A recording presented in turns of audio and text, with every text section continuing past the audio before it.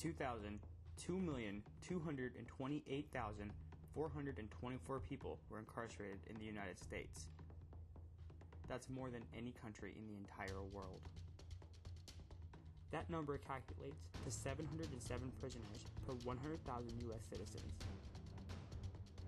As of 2012, there are 4,575 correctional facilities in the United States. During 2012, a total of 1,180,464 persons on parole were at risk for reincarceration. Of those parolees, 16% of them will be incarcerated by the end of the year.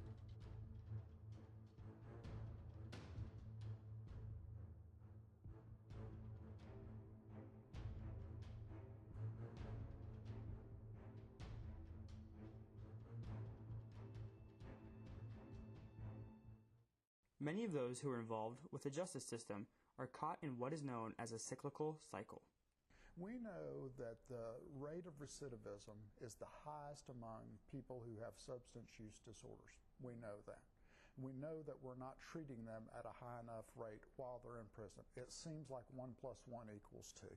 We're putting people in jail who have addiction problems. We're not treating them while they're there. When they get out, they continue to have problems and they wind up back in jail. That's a cycle. Many of those who are caught in this cycle suffer from addiction and mental health problems. The history of the treatment of mental health and substance use disorders is confusing, but to say right now that of the people that are incarcerated in America today, probably 2/3 of them meet the criteria for a substance use disorder, and at least 1/3 of them meet the criteria for mental health problems. I mean, that's just a startling statistic. You know, we no longer have lunatic asylums where people could be locked up. Instead, we're locking them up in prison. And for the most part, only about 10% of those people receive any kind of treatment at all while they are in prison. So what do we expect when they get out? There's not any way that they're going to be better. Most likely they're going to be worse because their disease state's going to have progressed and it's going to be untreated.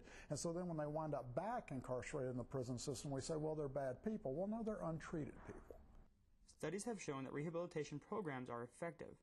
However, these programs are not readily available to those within the prison system. Almost all prison systems have the services of both social workers and at least a psychiatrist, and so they do treat the things that they must. But of course they receive even less treatment and worse treatment than the normal population does. And then it's extraordinarily rare for there to be a substance use disorder treatment program that's specifically for the prison population. For instance, in Alabama, there is one. In all of the state prison systems, there's one prison that actually has a program. I think there might be two now, but that's extraordinarily low, considering the fact that we're saying that 2/3 of the population probably have this. Well, so few of them are actually receiving treatment that it's just stunning to me. There has been an ongoing debate on whether or not compulsionary treatment is effective. Some say that addicts must want treatment, while others say that it simply does not work. Recidivism rates are extraordinarily high. They're the highest with substance abuse offenders. And so there's an argument that says that people should be ordered into treatment, but then there's an argument that says compulsory treatment is less effective than voluntary treatment. So I can argue it both ways. I certainly think that addicts should be treated rather than punished, but I also am not sure that compulsory treatment is the most effective method. A large misconception is that addiction is a choice. However, this is simply not the case. Who would choose to be an addict? Like somebody at some point in time would say, okay, that felt good, but I'm going to work my way up to a lot of them and later commit crime and get in trouble. Nobody chooses that. It's also a ridiculous way to think about what goes wrong with human beings, because nobody chooses to be morbidly obese. Nobody chooses to have cardiovascular disease. We don't choose to have things going wrong. Now, it's true that we might make bad choices at some time that affect that, but nobody chooses to be sick. With first use, that is a choice. However, after the first use, someone may have a genetic predisposition to addiction, and it may not be a choice after that point.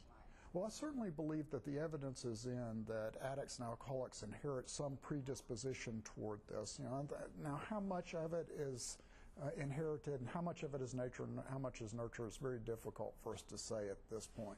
But the research that we have seems to point to the idea that at least something is being inherited, and that at least meets the criteria for predisposition, if not outright you're inheriting addiction completely.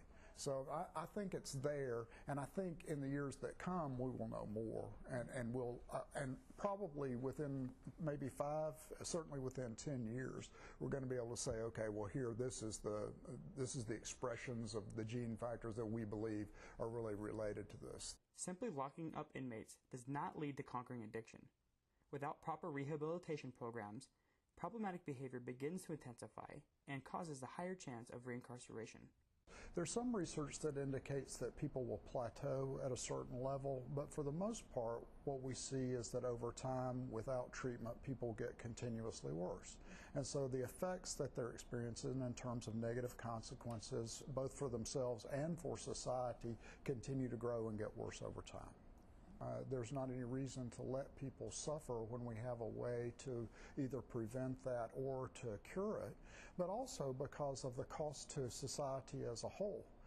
In terms of all the money that we spend because of healthcare effects and because of social consequences, it's really important that we arrest the problems that we can, and addiction is an arrestable condition.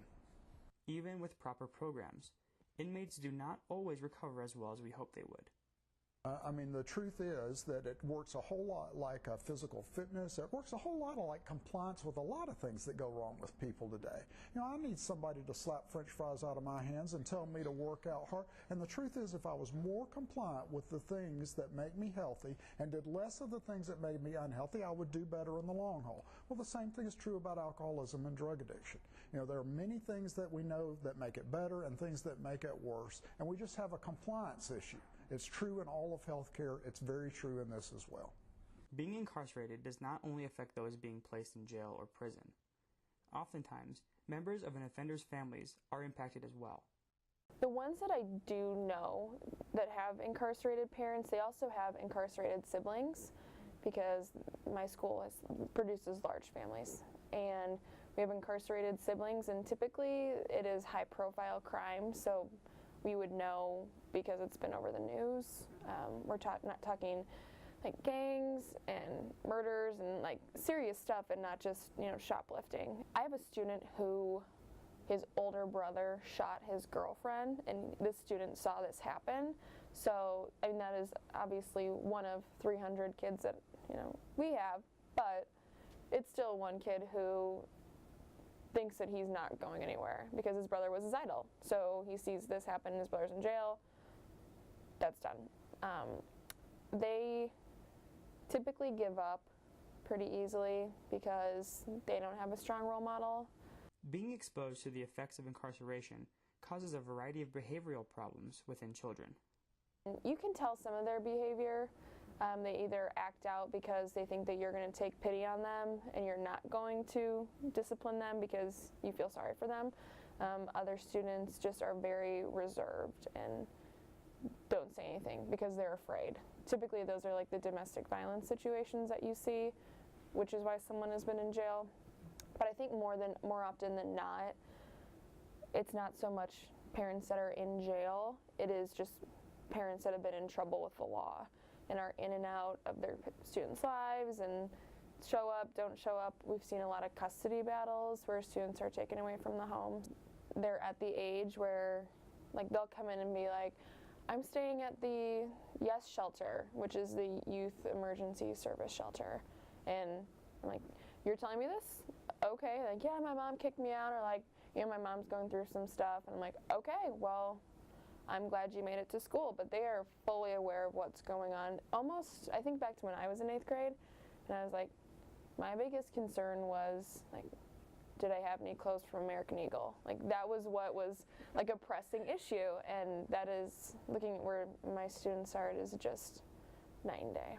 Children of those who are incarcerated suffer from more than just behavioral issues. With a parent who has been incarcerated, they seem to have less support in terms of their school lives. At my position last year, I was also at a middle school in Des Moines, and it was contact every day. I always had a parent emailing me or calling to want to talk and check up on their kid. This year I have talked to one parent on the phone, and that was because I mismarked their student's attendance. So very little communication. I'd say probably 20% of the parents are interested and want the communication, but it is very rare. Even we had parent-teacher conferences a couple weeks ago. I saw maybe 40 families, and I have 150 students, so not too active in their students' lives. There are a variety of support systems available to children of those who are incarcerated. The largest goal of these programs is to prevent children from traveling down the same path as those they look up to. We have a lot of community partners, specifically at my school, and incarcerated parents is one thing. It's like one piece of the puzzle, and typically these students then have mental health issues, or they have learning disabilities, or they're we can get them in some other what we call dropout prevention. There's like 5 criteria for them, and so typically they fall under one of those as well if they have this incarcerated parent. It's not like, it's not mutually exclusive, but typically, so there are support systems for there. We have Success, kind of a cross between a social worker and like a mentor, like a community advocate. So they go out, like if a student's not at school, they're like out at their house wondering where they are. So we do have a lot of support, and like I said, typically these kids fall under one of our other support systems. I think, so at my school we have Boys and Girls Club, and a lot of kids find, a nice support system in that. I just think that I think every school should have an in-school social worker, and we don't. Our social worker is split between 3 schools, so she is at our school maybe like 1 day a week, if that, and I think that really is an issue. We could just really use more just social services in the schools, because I think that there are some kids who, given the opportunity to talk to someone, would talk to someone, and they have a lot going on. I think there's a lot more mental health issues that could be avoided, and just, I would say, if we're pushing for one thing, social services in the schools. You say like, oh, activities, extracurriculars, that's a way for kids to get involved, but not everyone's going to be into that. So I think that definitely having more resources for students to go to and to find that connection with is really important. When a parent becomes incarcerated, their children must have someone to take care of them. Oftentimes, children enter foster care. There's a couple ways that children can go into the foster care system. One is through what's called a voluntary placement agreement, or VPA. Basically, this is where a parent, and actually we have to have the signatures of both parents on the form, they agree to place the child in foster care with the Department of Human Services. The county attorney would request a termination of the rights of the parents, and at that point in time, if they're doing well in the foster home, the foster parents, a lot of times they're called pre-adoptive homes, so if parents lose their rights, then they can stay there. But for the most part, most foster families would like the kids to go back to their parents. But for younger kids, when the rights are terminated, they want to have a pre-adoptive foster home in case, so that way you don't have to move the kid a lot more than needs to be. We don't like to place children under 12 years old in a shelter, and again, we do try to place, first and foremost, we look at relatives to see whether a relative could be a good placement for a child, and actually that is required by federal law. To consider relatives before non-relative care. And then we would look at a family foster home and try to do the best placement that we could, especially trying to keep the child within close proximity to the parental home. So we try not to place kids in shelter, but if needed, we're talking about a juvenile shelter. You may have children in that shelter who may be awaiting Psychiatric Medical Institute for Children placement or PMIC placement.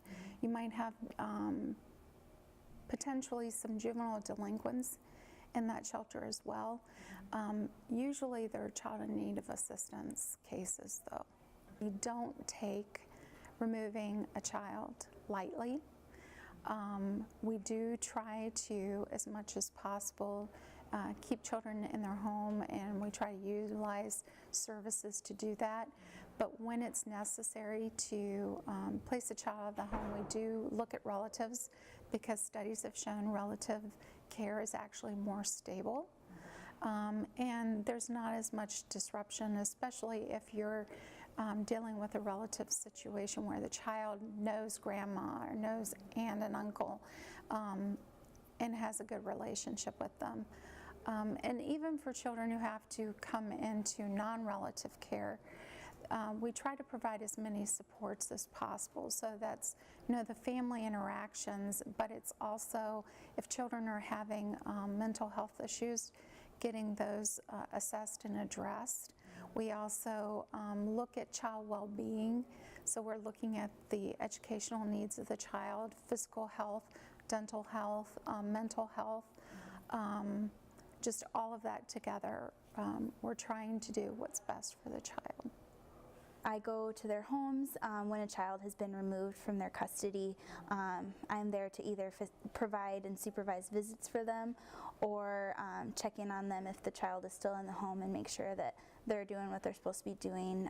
A lot of times we deal with clients who have domestic violence, substance abuse, or a lot of times those are the two main ones, but it could be that the child was found like running on the street, got out of the house, something like that, so a risk issue. But so I deal with that and trying to reunify the parents and the children. We have to make monthly contacts with the parents, so a lot of times I went to the Polk County Jail one time and did a video conference call with the parent to do a monthly contact, and had seen the kids that month for a monthly contact, but visits can't really start until they're out of jail a lot of times, because you don't really want to take the kids to visit their parent in jail. The evidence is incontrovertible that placing those with addiction and mental health issues in the prison system does not simply cure them. They must receive rehabilitative care in order to leave the system better than they entered it. I mean, I think I think 12-step based program is a good idea. Cognitive behavioral interventions, motivational interview, all the things that we know, the interventions that work with some patients some of the time. Why shouldn't we have them all for the prison population if we don't want to see them back in prison again? Now, there's a fair debate in my world about whether or not we should use the word recovered versus recovering, but most of us believe it's more like a model of chronic disease management. So what I do is the things that I must do to keep my disease state in remission and to stay healthy over time, and I certainly believe in that. We have plenty of proof that people who have severe substance use disorders, when treated, are able to put their state into remission, into recovery, if you will, and as long as they do the things that are necessary to maintain health, they stay well. While some prison systems do not have programs that help recovering addicts, there are a variety of programs available to those who are not in prison. So Broadlawns is a community hospital, and we help everybody that wants and needs help.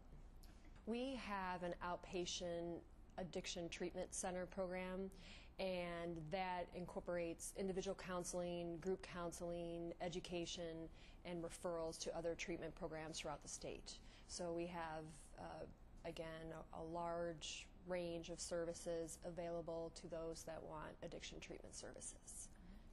Woodward Academy is a placement for delinquent youth. They're court-ordered to go there.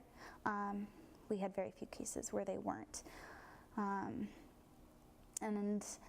they have a school, so they go to school there, they live there. It's kind of like a boarding school almost. And they have community-based, which is kind of like, so Woodward would be like inpatient, community-based would be like outpatient, where it's kind of, they're still offered our services, but they're in the community kind of doing stuff. And then throughout the process, they'll have their JCO, juvenile court officer, comes and checks on them. They have a case manager on whatever dorm they're assigned to that kind of works with them, makes sure they're doing things they need to be doing to get on track to go back out into the community. And then I was a remedial treatment counselor, RTC. There were normally 2 of those on each dorm that ran groups and just kind of worked on skills so that when they left Woodward, they were successful. But I want to say the only thing, pretty much how you get there is court order. It's behavioral problems. We had kids there for lots of different reasons, from substance abuse, which is illegal. We had kids there for attempted murder. One was there for manslaughter, I want to say. So just lots of like a wide variety of things. A lot of them were involved in gangs, and they're not all from Iowa. A lot of them are out of state. We had lots of California kids, lots of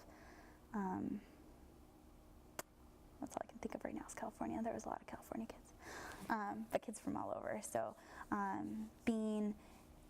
it was difficult because being in a community where they all have the same mentality and most of them were delinquent.